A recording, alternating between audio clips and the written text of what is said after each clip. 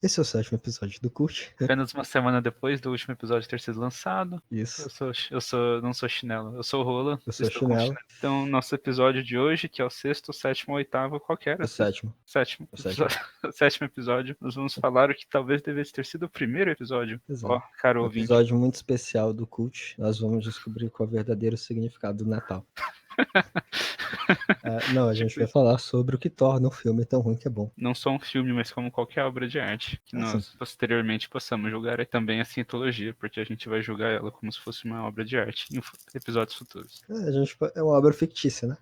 Isso a gente pode falar de muita coisa. Você imagina, então, é que a cientologia você pode falar e não dá merda. Os caras são ricos, pô. Não aqui. Você tem um ponto. Ok, ganhou. Não sei como você quer começar. Você quer falar sobre os textos? Ou... Conceito de cult. Não. O que é cult? É bom falar, né? O que é, então, o conceito de cult? Ou com a pronúncia mais correta, cult. Você Não quer falar? confundir com Fala. canto. Cult, vem do inglês, culto. Surpresa. Surpresa.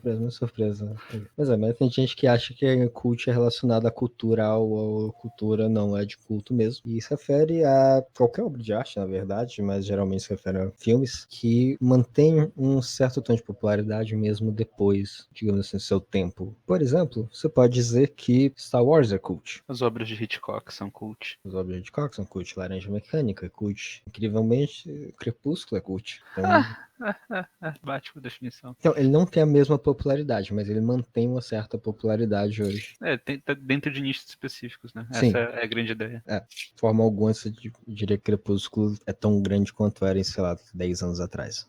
E aí, dentro do cult, houve subgênero de filmes que são o tão ruim que é bom. Filmes, assim, dado a hipótese ou senso comum de que um filme ruim deveria ser esquecido pelo tempo, esses são os filmes que desafiam o senso comum e continuam sendo vistos independente não, justamente por sua falta de qualidade. Um filme do Chinelo está falando de uma classe de filmes que são os filmes trash. Isso é um grande paradoxo da arte de uma forma geral, porque afinal a gente está falando de poesia também, a gente já fez sobre poesia, não esquece disso. Os filmes trash, eles são conhecidos por um grande fator principal, ou por dois grandes fatores principais. O amadorismo. Então os filmes trash, por mais que eles não sejam feitos por amadores, ou as pessoas que os fazem não acham que são amadores, eles parecem que foram feitos por amadores, foram feitos por uma criança da quinta série com uma câmera na mão. E o segundo aspecto de um filme trash, muito importante para o filme ser trash, é que o filme trash não foi feito para ser trash. Pois é, esse é o outro ponto importante. O filme é tão ruim que é bom. Ninguém faz um filme tão ruim que é bom de propósito. Mas eles também não são um acidente. Eles são um incidente. Porque acidente quer dizer que ninguém tem culpa. O incidente é tipo quando você vê um cara bêbado dirigindo um carro. Você sabe que vai dar merda. Assim. E dá pra ver que vai dar merda. Mas ninguém queria que desse merda. Exato. É aquela coisa. Mesmo, sei lá, ele não tinha intenção de bater e matar uma pessoa, ele ainda é culpado por homicídio. E aí, justamente, essa questão, eles são incidentais porque quando você vê a forma que eles são feitos, sempre alguém tem culpa e geralmente é fácil de encontrar quem é a pessoa. Normalmente é o diretor, que muitas vezes também é o produtor, que em grande parte das vezes então, também é o ator principal. E escritor, né? Que essa é outra questão, justamente por eles serem amadores, muitas vezes eles são financiados por uma pessoa só, e essa pessoa é quem tem o maior controle criativo na produção, como é o que acontece The Room, por exemplo. Manos, Hands of Fate. Mas essa questão, geralmente não tem alguém de fora mandando. O próprio Birdemic. O próprio Birdemic, com seu grande orçamento de $10 mil, que deve ter saído do bolso do diretor. Saiu. Tudo? Tudo. Porra. Você acha que tinha um estúdio por trás? Não, mas eu acho que ele deve ter achado outro idiota pra gastar dinheiro com ele. Não. Ok. Um aspecto importante dos filmes trash e dos filmes cult de uma forma geral é que você não pode caracterizar o filme trash ou o filme cult simplesmente olhando pro filme, né? Ele precisa ser aceito como trash por uma comunidade de pessoas. Se eu pegar... Qual que é o filme tem os 4 caras lá? Quarteto Fantástico, o novo Quarteto Fantástico. Pois é, um filme ruim, mas ele não é trash, apesar de se levar a sério e falhar miseravelmente. E ele também não é cult, porque... Ninguém se importa com ele. O tempo já o esqueceu. Quando Talvez alguém lembre do fala futuro. dele é pra falar mal. É tipo isso, né? Quando é o Quarteto Fantástico? Acho que 2015, 2016. Deu aqui 61, mas acho que não é esse. Você tá vendo o quadrinho, então. 2015. Nossa, faz tempo já. 4 anos. O Quarteto Fantástico também sofre um outro problema que separa os filmes ruins dos filmes tão ruins que é bom, que é ele ser competente o suficiente pra ser chato. Então, assim, importante. Não basta ser ruim, você tem que ser incompetente. E isso é o maior divisor. E até por isso que a gente usa a escala de -5 até 5, né? Quanto mais próximo de zero, Pior o mais filme. chato. Mais chato. É. Quanto mais distante de zero, seja 5 ou -5, mais interessante é o filme. Ele pode ser interessante pela sua elaboração artística ou pela falta dela. Não só a falta dela, mas uma falta tão absurda que geralmente é ser engraçado. Meio que só por causa disso que a gente assiste. Praticamente todo mundo os assiste de forma irônica. Isso é até uma das coisas que ele fala no Sarkozy 2016. Enjoying trash films, underlying feature viewing stance and experiential response dimension. Vocês ficam achando que filme trash é uma bosta, mas isso foi uma pesquisa feita no Max Planck Institute, que fica na Germânia, não. Qual é aquela porra? Alemanha. Isso. Mesma coisa. Até que ele tira lá as conclusões do tipo de público que a gente estava discutindo o artigo, aí você falou que era um público, pelo menos na discussão, masculino, de classe média para cima, com geralmente educação superior e branco, só que o branco é uma coisa que você tinha colocado, não estava na discussão. Detalhes. Mas então, lendo o artigo, ele realmente fala branco ao longo do corpo. Eu acho que ele não manteve isso na discussão, justamente por ter sido feito na Alemanha. Eu não acho que tem alguma coisa que você possa perguntar e não tem uma maioria branca. Você pode perguntar quem é negro. Pode ser. Fora isso, eu acho que ainda 51% dos negros na Alemanha é ser branco. Conheci um cara. Mas é interessante, tem trabalhos de uma tia chamada Maika Costellano. Parece que ela estudou filmes trash e a cultura por volta deles na sua pós-graduação. Ela, além de constatar que esse tipo de filme é consumido principalmente por homens de classe média alta, ela tem um trecho aqui que eu adorei, Chinelo, acho que você vai se sentir muito incluído. Então, de Maika Costellano, o fã masculino costuma ser relacionado ao indivíduo solitário, obsessivo, problemático, que, isolado em seu mundo enfadonho, realiza a fruição de seu objeto de adoração, fantasiando uma vida mais animada. Você se identifica com essa frase, Chinelo? Na verdade, não. Eu não assisto porque eu quero uma vida mais animada. Eu assisto só porque é engraçado mesmo. Sei. Se quisesse a vida mais animada, eu usava crack. Ela seria mais animada, mais curta também, né? Então talvez se você espalhasse essa animação por 60 anos a mais, ela seria menos animada. Um grande cálculo utilitarista, né? Olha só, o crack diminui a felicidade do média Total. total. Então não pode ser utilizado. Média, Agora, teoricamente, ele aumenta, né? porque mata as pessoas, tá, ok. Porque agora o divisor é menor. Justo, tendo Só uma aqui. coisa, como ela chegou nessa frase, assim, é um negócio que ela justifica ao longo do corpo do texto? Ou... Assim, ela justifica, por outro lado, é importante ressaltar que eu não gosto muito da discussão de pessoais de humanos e que eu provavelmente passei por cima de algumas coisas. Ok. Passei por cima e, tipo, eu só caguei mesmo, achei a argumentação ruim. Mas você pode ler, se você quiser eu mando PDF. Basicamente, ela tá discutindo como a estética, a nova estética criada pelas pessoas que leem, consumem cultura trash, surge a partir de uma rejeição a priori das coisas que são mainstream. E aí ela caracteriza como esse tipo de rejeição, ela acontece ligada a uma ideia do que ela chama de machão e de como isso foi construído, principalmente nos Estados Unidos e nos fóruns de internet, até chegar a essa frase linda que tem sua cara estampada. Eu discordo de muita coisa aí, até porque geralmente esse arquétipo do machão é até zoado nos filmes trash. Porque uma das coisas... na experiência dela, ela tá se baseando principalmente em filmes trash como filmes de terror ruim. Ok. E aí nos filmes de terror ruim, você tem arquétipos bem... Qual que é o nome? Definidos. Não é arquétipo. Qual que é aquela palavra? Tropes. Você tem tropes bem definidos, que sempre acontecem. E que na experiência dela, parece que ela não fez um experimento muito bem delineado, porque é tipo uma etnografia. Mas no trabalho dela, ela percebe que esses tropes, tipo a mulher gostosa gritando, são justificados pelo machão, pela ideia do machão. Então, isso é interessante porque o Sarkozy fez um experimento quando ele perguntou sobre as coisas importantes para um filme trash. A sexualização foi uma das coisas mais baixas em relação à pontuação. Pelo menos quando se falava de o que as pessoas procuravam, era muito mais coisas relacionadas a o filme ser barato. Geralmente falava sobre violência, o aspecto de exploitation. do absurdo, involuntariamente engraçado e esse tipo de coisa, mais ou menos. Assim, sexo foi bem baixo, na verdade. Porque eu acho que aí Era entra. justamente uma das conclusões, que isso não era, apesar de ser geralmente associado, justamente por se tratar do gênero de exploitation, que isso é muito explorado. Explorado assim, é muito comum aparecer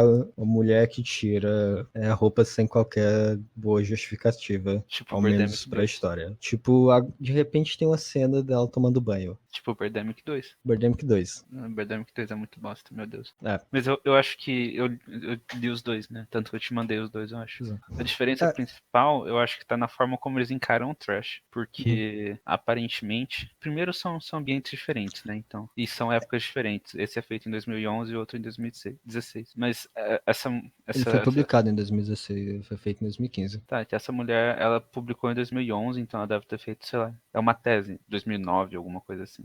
Demora pra caralho pra você publicar sua tese. Ok. Ela fala do Orkut, pra você ter uma noção. Ela Tá. é etnografia no Orkut.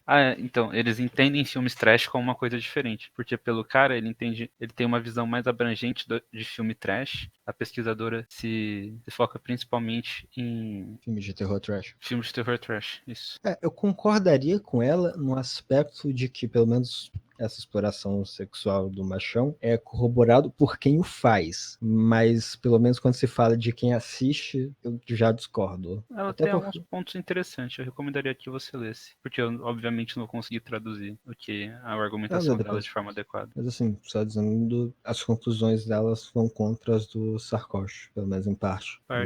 Mas ela tem uma meta-conclusão que é interessante aqui. Não uma meta-conclusão. Parte do trabalho dela foi entender como a academia estuda filmes trash. E ela percebe um viés em pesquisadores homens na forma de consumo e estudo de arte trash. Ok, tá. Isso é a mesma coisa que o Sarkozy conseguiu em relação ao consumidor de filme trash. Não, é um viés acadêmico, não é um viés de consumo apenas. Tá bom, pelo menos o viés de consumo eles concordam. Assim, você já achou alguém que... Quantas pessoas você já achou que gostassem de filme trash? Que assistem? É. Cara, varia. Que assiste de maneira ocasionalmente, que assiste gente que planeja assistir filme trash. Assim, tem eu, você, o Japa, quando ocasionalmente assiste. Eu tenho uma amiga, tem um amigo não relacionado a essa amiga que assiste. Eu e essa amiga temos uma outra amiga que é obrigada a assistir quando vai assistir filme com a gente.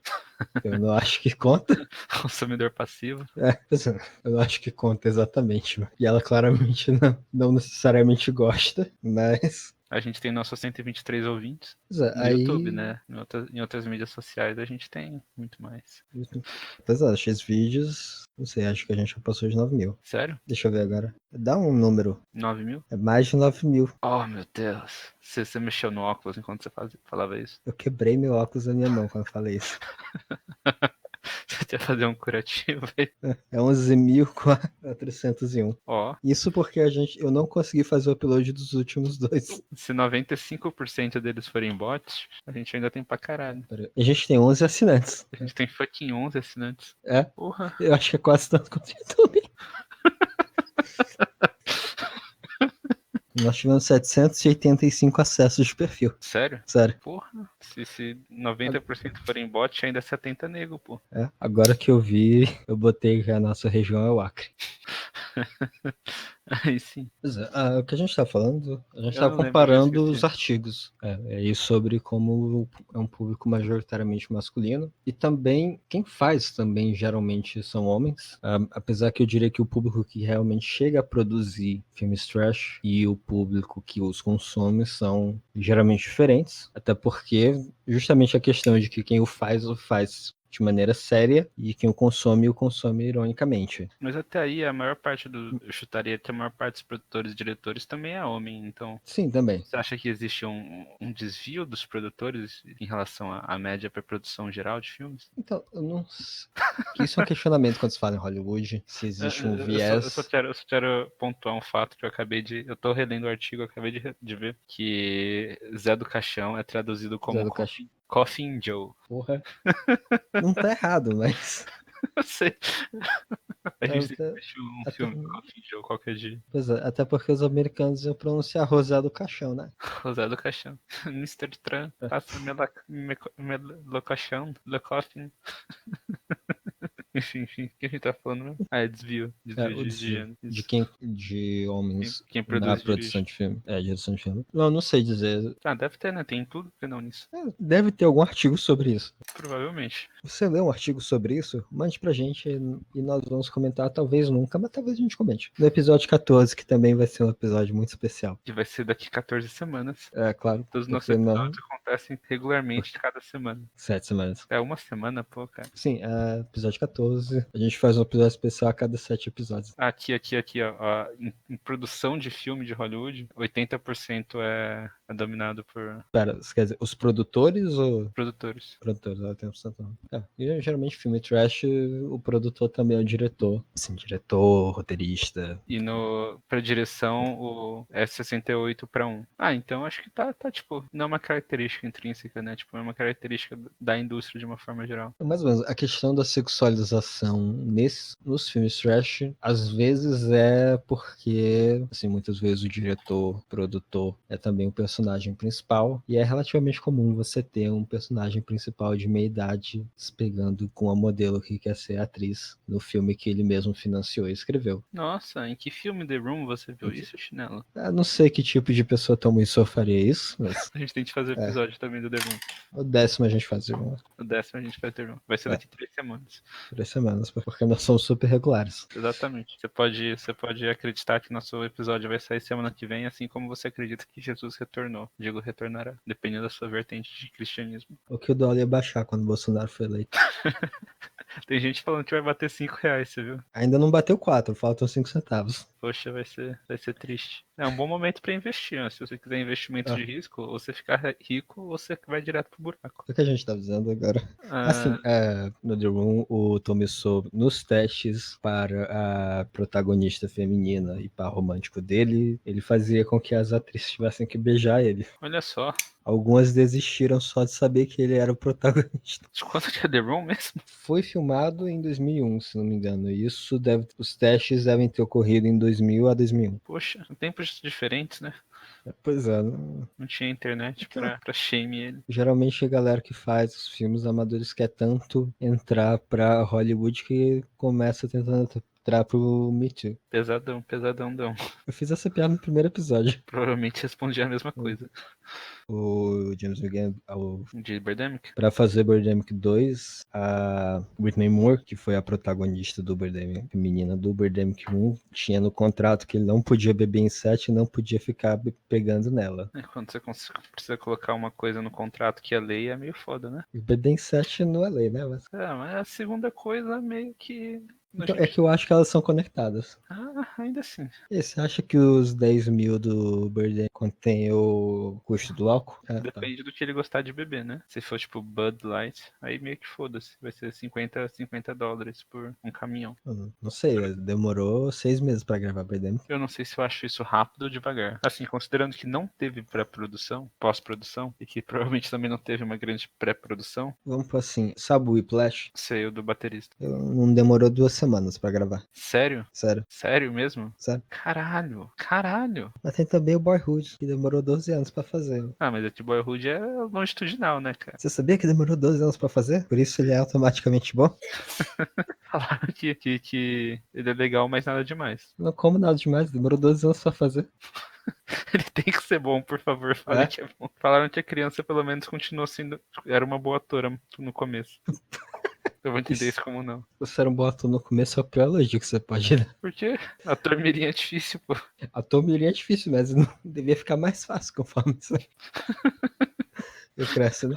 Calma, eu falei que ele era um bom ator no começo, não disse que ele se tornou um ator ruim no final. Você acha que eles pagaram os caras antes ou no final? Não sei, eu realmente não sei. E aí faz diferença, né? Tipo, vou te dar Não faz. $10 mil há 12 anos atrás, vou te dar $10 mil agora com a inflação. Uma coisa bem comum de produção é você ser pago enquanto está filmando. Mas quando você está falando de produções menores, é comum ele ser pago semanalmente, e depois receber um valor, ou receber também um corte do quanto a Do que o produção. filme ganhar. O The Room foi semanalmente e demorou pra caralho pra filmar, porque começou, não consigo. Por várias razões, eu trago no episódio do The Room. Então percam o episódio de The Room daqui 3 semanas. Daqui a 3 semanas. Exatamente. Sem atrasos. É tipo o metrô na cidade de São Paulo, fica pronto pra Copa. Ou em Fortaleza, hoje inclusive foi o aniversário do Aquário de Fortaleza. Deixaram um bolo lá na obra. 10 anos. Um aquário muito interessante, porque não tem água ou peixe. Tem só um prédio de concreto que não tem nem parede ainda. Então. Olha só. Tá lá, né? Tá lá. Tá lá. Assim como Boyhood é uma obra longitudinal. Pois é. Você acha que a empreiteira é paga no começo, no final, por semana? Eu nem sei se ainda estão pagando essa merda aqui. Porra. Pois é, 10 anos ainda não tá pronto. Não tá nem próximo de pronto. Leva seu peixe beta pra passear lá. Se levar no aquário com rodinhas, vai ser a principal exposição do aquário. É uma boa coisa pra você colocar no currículo. Responsável pela maior exposição do aquário de Fortaleza. Você bota uma foto do seu peixe no meio da obra. Se eu levar uma piscina de 1.000 litros e entrar lá, eu posso colocar aqui, eu fui a minha exposição. Acho que você devia fazer isso, Chinelo. Porque a gente tava falando mesmo de filmes. Nem lembro. Boyhood, sobre como atores eram pagos, aí sobre a tendência Sobre o contrato da não só os Whitney. consumidores, mas os produtores de filmes trash serem homens. Que mais? Homens de classe média alta. Porque né, filme custa dinheiro. Principalmente. Os filmes estão no YouTube, a maioria aí. Eu disse que eles custam dinheiro, não que eles fazem. Justo. Mas é que assim, existe tanto uma história em relação à produção desses filmes, que é. Geralmente quando você fala do primeiro diretor cult em relação a esses filmes trash, ou pelo menos tão ruim que é bom, você fala do Ed Wood, que foi um diretor da década de 50, que foi nomeado o pior diretor de todos os tempos. Ele não é, mas na época foi, que era um cara que não tinha dinheiro nenhum, mas queria fazer o filme. E os fez. Ficaram absolutamente patéticos, mas fizeram. A gente tem que fazer um episódio sobre Ed Wood. Mas... Qual o seu filme favorito dele? O Plano 9 do... Plano do Espaço Sideral. Plano 9 do A Espaço Morte Sideral. Veio do Espaço. Ah, não. É? BR é Plano 9 do Espaço Sideral. É que tem tradução PT e BR, né? Tá. Uma coisa importante de filmes trash, voltando para a discussão do que é o filme trash, é que como o filme trash é o filme, mas também é a forma de ver o filme também envolve toda a cultura e o conhecimento de por trás do filme foi feito. Então, enquanto você pode assistir um filme blockbuster cagando pra produção e pré-produção e a história de como ele foi feito, um filme trash isso é mais difícil de se fazer. Por exemplo, o melhor exemplo é The Room, tem até o seu próprio filme de como o The Room foi feito. E o livro. No caso, o filme foi feito por causa do livro. E o Chinelo viu os dois e sabe todas as falas de... Mas falando sério, o livro é bem melhor que o filme. Falaram que o filme é bom, então... O filme é bom, mas... Eu acho que o livro deve ser bem bom. É que assim... errado, o livro deve ser bem bom. O Tom Wiseau, como um personagem, não é um negócio que você consegue criar para a ficção. Ele não surge espontaneamente da cabeça de alguém. A maior diferença entre ficção e realidade é que na ficção as coisas acontecem por alguma razão. O Tom Wiseau não poderia existir na ficção. Ele só pode existir na realidade. E aí por isso nenhum filme consegue capturar, exceto The Room, o que realmente é o Tom Wiseau. Ele é mais estranho, na real, do que ele é no próprio The Room. Mas The Room é o Tommy Wiseau sendo Tommy Wiseau num filme de Tommy Wiseau por Tommy Wiseau. Mais ou menos, porque uma das coisas do The Room que eu acho mais fantásticas é que o que você viu não é o The Room original. Porque existe um script original que o Tom Wiseau fez, e aí foi lido pelo diretor e roteirista auxiliar, e esse cara mudou o script. Vamos dizer assim, ele traduziu para seres humanos. Tommy Wiseau cortou essa parte dos Mesmo essa tradução é aquilo. Então... Existe esse documento disponível para mortais? Eu nunca encontrei, mas assim, se Tom Wiseau publicasse isso, eu pagaria para ler. Eu acho que muitas pessoas pagariam para ler. Eu sei por isso, que eu acho que ele deve. Por favor, Tom Wiseau, publique. Eu sei que você está vendo nosso podcast. Pior que ele é bem ativo na internet. Sim, eu tenho o Twitter dele, pá. A gente é seguidor. Se você tem Twitter, siga. Podcast Cult BR. Isso aí, Podcast Cult BR. Quantos Porque seguidores existe a o gente podcast Cult que não escrito. é BR. Eles falam sobre cultos. Mas a gente vai falar sobre Cientologia, então, tecnicamente... Mas da perspectiva de cultura trash. E também do filme da Cientologia. A Cientologia não é exatamente, é baseado na obra, em uma das obras fictícias do fundador da Cientologia, que era o Aaron Hubbard, que era um escritor de ficção antes de se tornar o fundador da Cientologia. E no caso é o filme Battlefield Earth. Ele explora os alienígenas sendo jogados no vulcão? Não tem a parte dos alienígenas no vulcão. Isso ia ser um prequel lançado depois. Eu acho que foi depois que ele escreveu sobre os alienígenas jogados no vulcão. Quando você fala sobre produção, falando sobre Ed Wood, a falta de dinheiro explica muitos dos problemas dos filmes dele. Inclusive, por exemplo, tem uns takes que são horríveis, que claramente, assim, você não consegue entender a pessoa falando, e aí claramente ele devia ter feito outro take, porque não fez, provavelmente não tinha dinheiro pro filme. Era uma produção quase de guerrilha. É, o novo cinema brasileiro. Ele era do novo cinema brasileiro antes de ser Brasil e antes de ser novo. Pois é, não deu muito certo. Assim como o novo cinema Novo brasileiro. brasileiro. Eu sabia que você ia fazer. Quer dizer, mais ou menos. Assim. E ele foi nomeado na época pior diretor da história. Eu discordo, Tem o M. mas. Night Shyamalan pra provar que sempre pode ser pior. Então, isso era uma das questões. Primeiro, pra mim, o pior filme não é só o filme, é o filme chato. Aquele filme que você esquece. Gravidade! Não, não esqueci de Gravidade. Gravidade tá na minha mente como um filme que eu nunca vou assistir inteiro. E de forma alguma, a maioria dos filmes, a maioria não, mas pelo menos os melhores, piores do Ed Wood não são isso. Assim, a gente tá falando de um homem que fez filmes na década de 50 que ainda são assistidos hoje. Muitos bons diretores da década de 50 não podem falar disso. E a outra coisa é, a partir da década de 90, tem uma mudança na forma de como as pessoas produzem filmes, que é o advento, década de 90 e final de 80, que é o advento da câmera de VHS. Antes você precisava filmar em filme, o que era caro, e por isso restringia o tipo de pessoa que realmente conseguia filmar, e até é por isso que na época o Ed Wood foi considerado o pior, porque geralmente o tipo de pessoa que conseguia filmar tinha alguma noção do que estava fazendo, porque para fazer você precisava que alguém colocasse dinheiro para você fazer, e o Ed Wood não era isso. Mas a partir do advento da câmera de VHS, qualquer pessoa pode fazer. E aí você tem uma explosão de filmes ruins, porque qualquer pessoa estava fazendo. E aí não só a câmera de VHS, qualquer pessoa não, mas muita gente conseguia. Mas aí depois você tem a câmera de celular. E agora, hoje, realmente qualquer pessoa pode fazer um filme. Tem até Tangerine, por exemplo, é um filme, um Qual? bom filme. Tangerine em inglês. Ok. Não sei como é em português. Mas... Eu vou descobrir. É considerado um bom filme que foi filmado em um celular. Teve até estreia em cinema, hein? Sério? Sério? Poxa, aí sim. Foi para o festival que eu estava. Hoje, realmente, qualquer pessoa pode fazer um filme. E porque qualquer pessoa pode fazer um filme, você acaba tendo filmes, diretores e filmes muito piores do que os do Ed Wood. Até porque os filmes do Ed Wood têm um certo charme para eles, e até por isso, assim, são ruins, mas até por isso eles conseguem ser vistos ainda hoje. De forma alguma, Ed Wood foi o pior diretor. Ele era ruim, mas ele não foi o pior. Assim, ele realmente era ruim, tanto que ele conseguiu vender os direitos autorais de todos os filmes dele por $1. De todos os filmes por $1? Todos os filmes. Foi Eu assim, comprava por 2. comprou o almoço Por $1? Caralho, tá almoçando onde? Da bandejão. na década de 50, né? 50, Ah, 60 justo. era bem mais barato. Justo. Era 20 centavos o litro de gasolina. Café você conseguia comprar por 5 centavos. E aí depois relançaram, quando teve o lançamento do filme do Tim Burton, Ed Wood, e aí relançaram os filmes do próprio. E não é tanto assim, é $10 a inflação. Ele paga mal, nem o almoço, dependendo do lugar que eu tiver. Poxa, que triste. Sim, O melhor cineasta que o mundo já viu. pois é. Acho que ele morreu de cirrose até. Acho que a gente já descobriu o que ele fez com $1, né? Não sei se ele morreu de cirrose, mas ele era alcoólatra. A gente também tem que falar sobre até a nossa escala, né? Como assim, Do nossa escala? A gente menos já 5 falou, não assim. falou?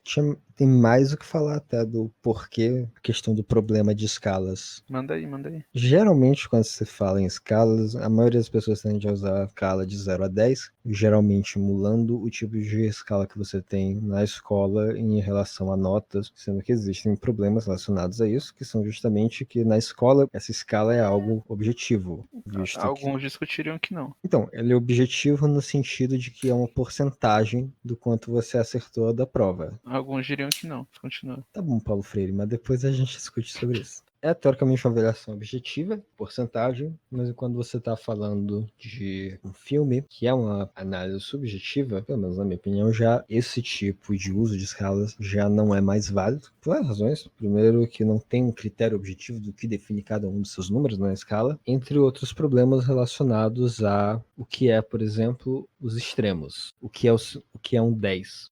Porque se você tem uma escala que tem um limite, a partir do momento que você indica que alguma coisa 2 é um 10, você indica que nunca houve e que não pode haver alguma coisa melhor do que aquilo. A mesma coisa pro 0, não pode haver algo melhor ou pior do que aquilo. Pode ter Então, coisas piores do que 0. Não pode ter coisas piores, podem ter coisas melhores. isso também, na verdade, é um problema mesmo com prova, porque se uma pessoa tira 10, a prova não foi capaz de reconhecer o que a pessoa sabe. Você só sabe que a pessoa sabe, no mínimo, tanto quanto que está na prova, mas você não consegue mensurar o quanto. A mesma coisa para o 0, ela sabe só menos do que está ali.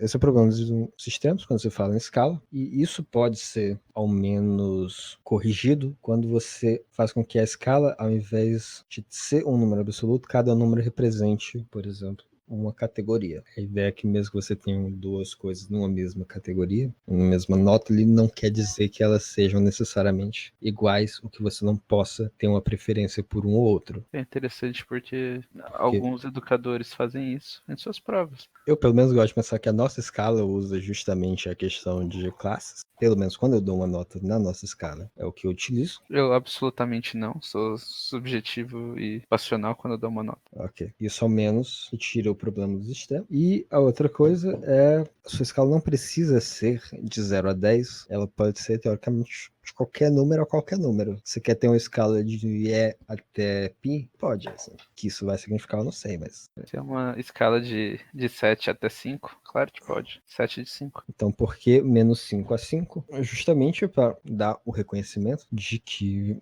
de alguma forma de qualidade, há um filme ruim, no caso tão ruim que é bom. E aí, por isso, a escala que usa números negativos, mas que você deve considerar o valor... O módulo. É, O valor valor absoluto modal do número. do número. E também a questão, a gente fala, até comenta sobre aspectos técnicos, mas assim, a nossa escala de forma alguma tenta ser objetiva, então não é uma coisa a gente atribui uma pontuação necessariamente por coisas como, tem uma boa mixagem de som. Assim, pelo menos para mim, a escala do quão interessante para mim foi ver aquele filme, maximizando assim, e o que eu gostei, e seja de forma genuína ou irônica, não é porque um filme é tecnicamente muito bom, que na escala ele vai estar bem. Por exemplo, Gravidade é um filme que é bonito, pelo menos alguns dizem, que eu dou um sonoro 0. Se tivesse um número mais neutro que 0, eu daria um 0. Mais Então, neutro que 0. já que... Se tivesse outros vértices e outros planos, esse filme seria 0 em todos eles. Na escala com números imaginários, ainda é um grande 0. A escala de números imaginários ela só é um complemento de uma forma de dizer que o filme tem tantos valores, um valor irônico quanto valor genuíno, e por isso, ao invés de usar o número negativo, utilizar aí para essa expressão. Mas, já que você falou sobre isso,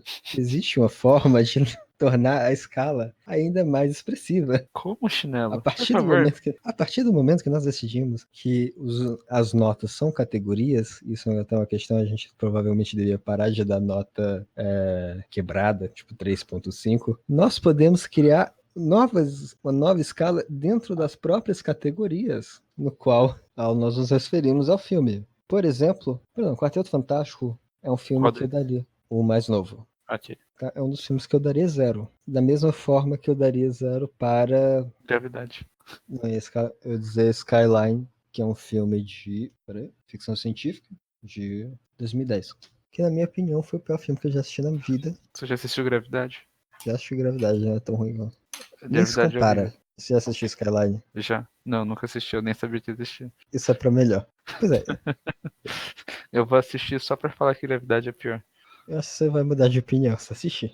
Apesar que tem um tempo desde que eu assisti, eu não assistiria de novo. Então, vai ter episódio sobre Skyline? Não. Não vai ter. Eu te dou uma garrafa de Dreyer se você assistir de novo. A não ser que assim, a gente comece a ser pago pra fazer isso aqui, aí eu faço a série Pimenta no Cult dos outros. Refresco e assisto Skyline. Mas até lá, não. A gente pode fazer uma série tipo Hot Ones. É tipo horror. O pessoal vai pra sofrer? Exatamente. Pois é. Meu caro ouvinte, que não existe, Hot Ones é uma série do YouTube onde eles chamam atores e personalidades famosos pra comer molho super apimentado. Progressivamente mais apimentado. Eles começam relativamente fracos. Aí é legal você ver atores como Terry Crews chorando pela mãe deles enquanto eles comem molho de pimenta. Tem gente que até nem chora. A Halle Berry comeu de boa. A Charlize Theron também comeu de boa. O Michael B. Jordan ficou balançando ele disse que não ia tomar leite. Aí ele come e fica balançando. Ele parou de ouvir as perguntas do cara por um momento. O Gordon Ramsay tá quase vomitando. Mas então, falando de Skyline, né, o Quarteto Fantástico, por exemplo, Deus Não Está Morto foi um filme que eu dei 0 aqui, porque eu acho que não tem nada de particularmente positivo, mas também não chega a ser engraçado se você assistir como um drama. Se você assistir com a comédia, eu dei -3. Eu também daria 0 para Quarteto Fantástico e Skyline, mas de forma alguma eu acho Skyline e o Quarteto Fantástico tão ruins. Desculpa, eu acho Deus Não Está Morto tão ruins quanto o Quarteto Fantástico e Skyline. Então, eu ainda não pensei como exatamente a gente faria, mas a gente pode acrescentar uma nova escala, um eixo Y dentro das categorias já existentes. Afinal, o que é uma escala? O que uma escala precisa para ser boa? Ela precisa ser um conjunto Desnecessariamente complexo. desnecessariamente complexo, n-dimensional. Eu só vou ficar satisfeito com a nossa escala quando a gente puder dar nota de filme através de um polinômio de nono grau.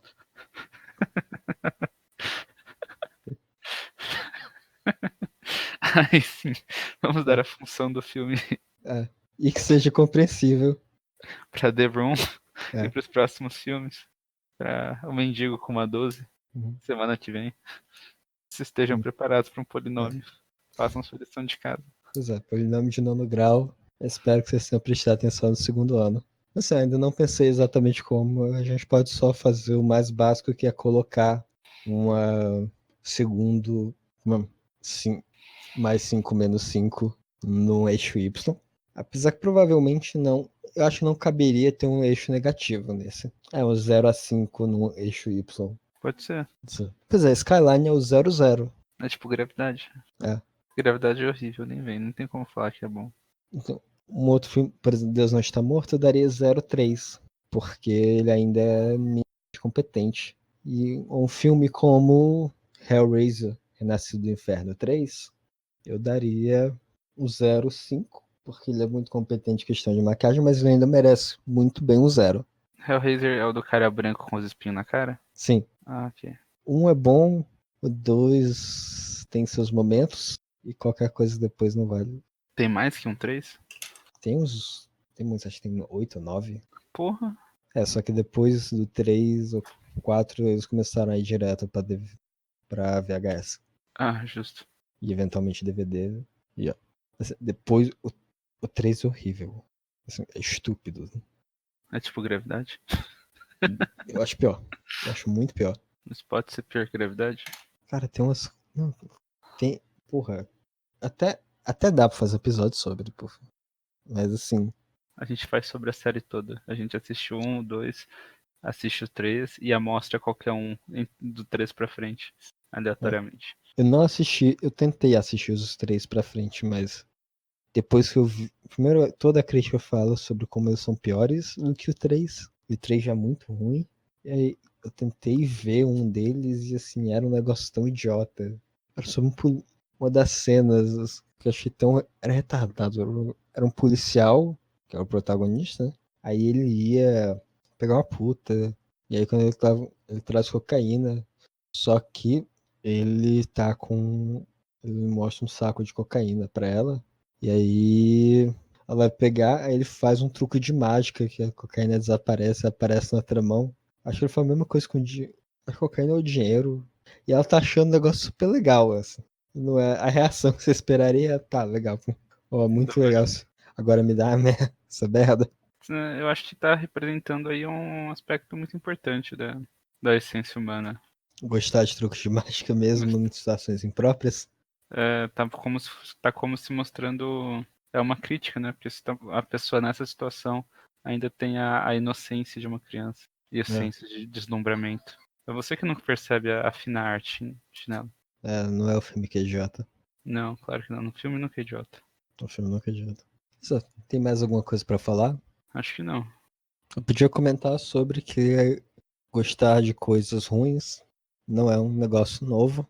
Tem livro do século XVIII sobre, se alguém estiver interessado, o Peribatos, da Alexander Pope, ou A Arte de Afundar a Poesia, em que ele ensina você a escrever mal, assim, intencionalmente, e fica zoando poetas. Talvez a gente faça um episódio sobre. Talvez. Talvez. Então a gente vê se a gente acha uma nova poesia, um novo livro do nosso poeta favorito, Pedro Salomão. Pedro Salomão. Um Sempre livro ruim. Um livro ruim em geral. Você conhece algum familiar que publicou um livro merda de poesia? Manda pra gente. Nós não dissemos seu nome. Ele nunca vai saber. Seu A ex ou gente sua só. ex fez um livro de poesia e você quer varzear pra caralho. Pra seu ex ou sua ex fez um livro de poesia, a gente cobra aqui. A gente até paga o envio dele. Um e-mail para podcast@gmail.com sobre o livro e a gente faz. Acho que é isso. Tem mais alguma coisa a acrescentar? Obrigado pela participação especial de Irmão gêmeo, irmão mais novo, eu não lembro qual dos dois. irmão mais novo, Eu não vou botar essa parte dele. Foda, velho. Por favor, nunca te pedi nada.